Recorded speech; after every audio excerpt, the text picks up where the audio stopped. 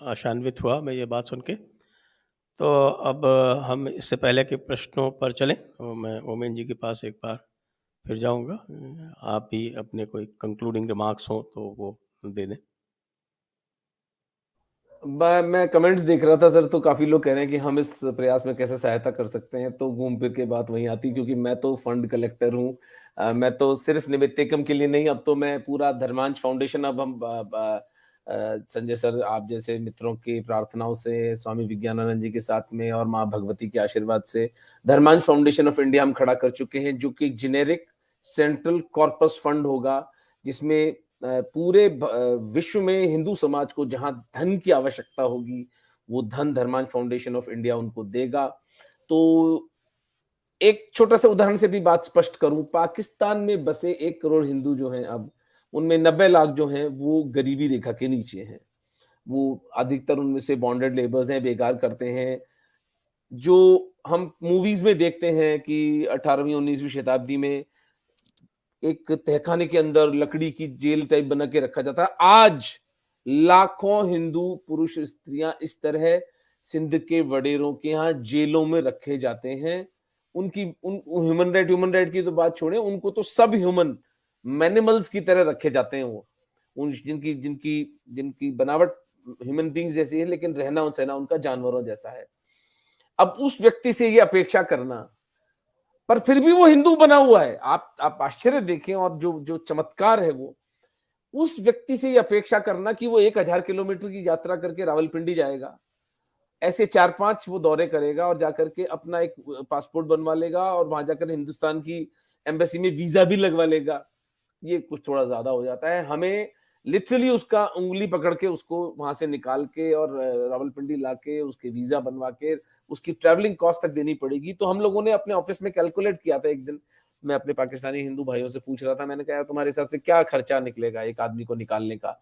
तो rough calculation 5,000 Indian rupees एक व्यक्ति को हमें निकालने का लगेगा। यानी अगर हम 1 करोड़ हिंदुओं को निकालने की बात कर रहे हैं तो सीधा सीधा 5,000 करोड़ रुपए की खर्चा है।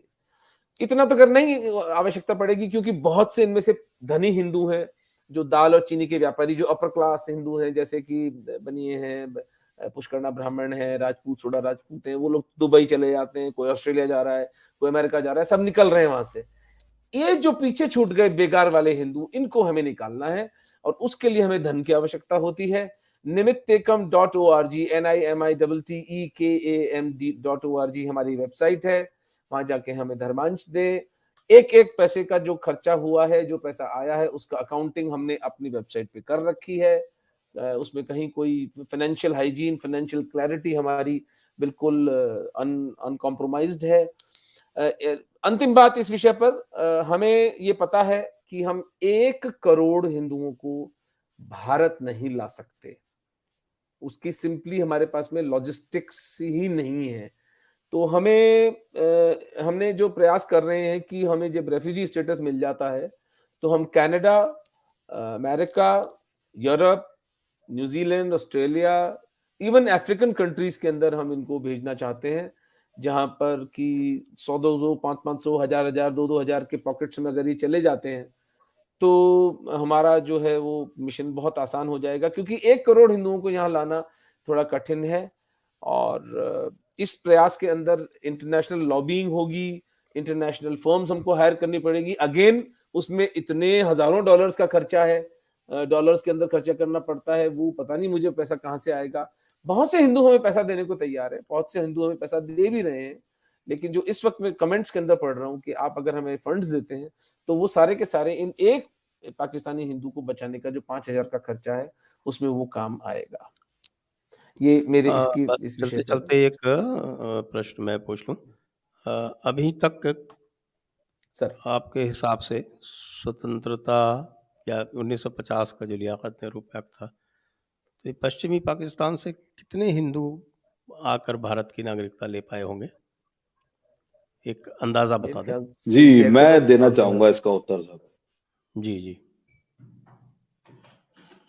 देखिए 1971 तक ना बॉर्डर्स ओपन थे, तो ऊंटों पे आके लोग बच्चियां भी ब्याह के गए हैं, ऐसे बड़े सारे किस्से और परिवार मैंने देखे हैं, सुने हैं।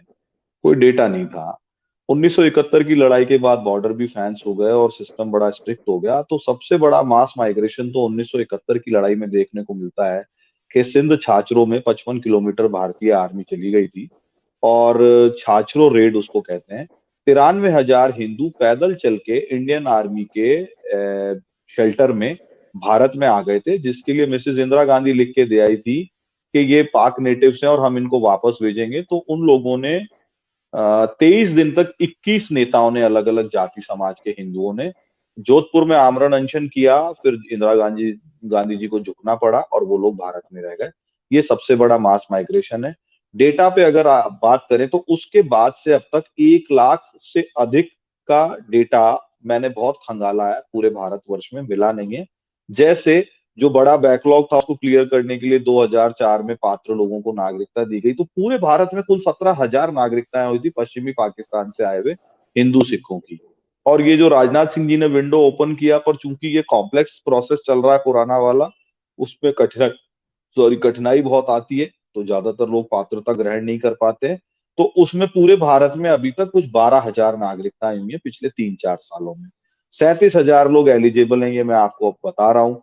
50-55 हजार टोटल पॉपुलेशन राजस्थान में रह रही है, और राजस्थान में पूरे भारत की पश्चिमी पाकिस्तान से आए हुए लोगों की 80% पॉपुलेशन रहती है, इसमें किसी को भी शंका नहीं है। तो कॉम्प्लेक्सिटी के कारण बड़ा माइग्रेशन नहीं हो पाता है। वीजा की एप्लीकेशन अगर पेंडिंग की बात करेंगे तो एट ए टाइम 60-70 हजार वीजा की एप्लीकेशन भारतीय दूतावास में रहती हैं, और 500 visa per month permanent settlement होने वाले हिंदुओं को मैक्सिमम प्राप्त होते हैं। अब आप रिजेक्शन का रेट देख लें, तो आना तो सब चाहते हैं लेकिन आने के मार्ग नहीं है, इसलिए आ नहीं पाते।